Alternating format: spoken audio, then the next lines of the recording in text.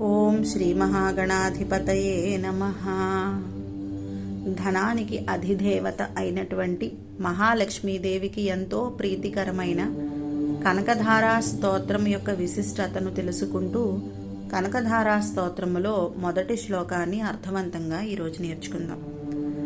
శంకరాచార్యుల వారు వైశాఖ మాసంలో శుక్లపక్ష తదియ నాడు కేరళ రాష్ట్రంలో కాలడి అనే గ్రామానికి భిక్షాటనకు వెళ్ళారట. వెళ్ళి తిరుగుతుండగా ఒక పేద బ్రాహ్మణ స్త్రీ ఇంటికి వెళ్ళగా ఆమె ఇంట్లో ఒక భగవంతుడికి నివేదించిన ఒక ఉసిరికాయ తప్ప ఆమె దగ్గర ఏమీ లేవు. ఆమె ఆ ఉసిరికాయనే తెచ్చి భక్తితో శంకరాచార్యులకు సమర్పించిందట. అయితే ఆ ఉసిరికాయని శంకరాచార్యుల వారు పట్టుకుని వెంటనే కనకధారా స్తోత్రాన్ని చెప్పటం మొదలుపెట్టారట. ఆ కనకధారా స్తోత్రాన్ని చెప్పడంతో ఆ అమ్మవారు ప్రసన్నురాలై కనకాన్ని వర్షంగా కురిపించింది అని చెప్తారు.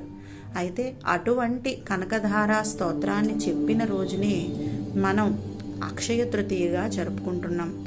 ఈ కనకధారా స్తోత్రాన్ని భక్తి శ్రద్ధలతో ఎవరైతే పఠిస్తారో వాళ్లకు తప్పక లక్ష్మీదేవి యొక్క కటాక్షము అనుగ్రహము సిద్ధించగలవు అని చెప్తారు. కాబట్టి మనం రోజుకొక శ్లోకాన్ని అర్థవంతంగా నేర్చుకుందాము. ప్రతి ఒక్కరూ కూడా దాన్ని పఠించి పారాయణ చేయటం ప్రారంభించండి. అంగం హరే పులక భూషణమాశ్రయంతి భృంగాంగనేవ ముకుళాభరణం తమాలం అంగీకృతాభిలవిభూతిరపాంగలీలా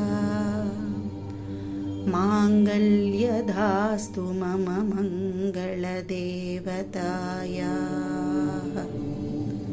ఈ శ్లోకానికి అర్థం ఏంటంటే, మొగ్గలతో శోభిల్లే గానుగ చెట్టును ఆడుతుమ్మెద ఆశ్రయించినట్లుగా గానుగ వృక్షము మాదిరిగా చల్లనివాడు నల్లనివాడు అయిన ఆ మహావిష్ణువు ఆనందం వల్ల ఏర్పడిన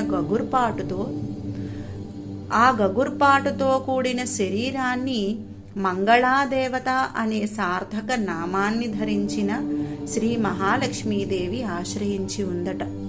ఆమెకు విష్ణువక్షస్థలమే నివాస భూమి కదా. అట్టి సకలైశ్వర్యాలకు నిలయములు అయిన ఆ జగజ్జనని కరుణాకటాక్ష వీక్షణాలు నా మీద ప్రసరించి నాకు శుభాన్ని ఇచ్చుగాక అని ఈ శ్లోకానికి అర్థం.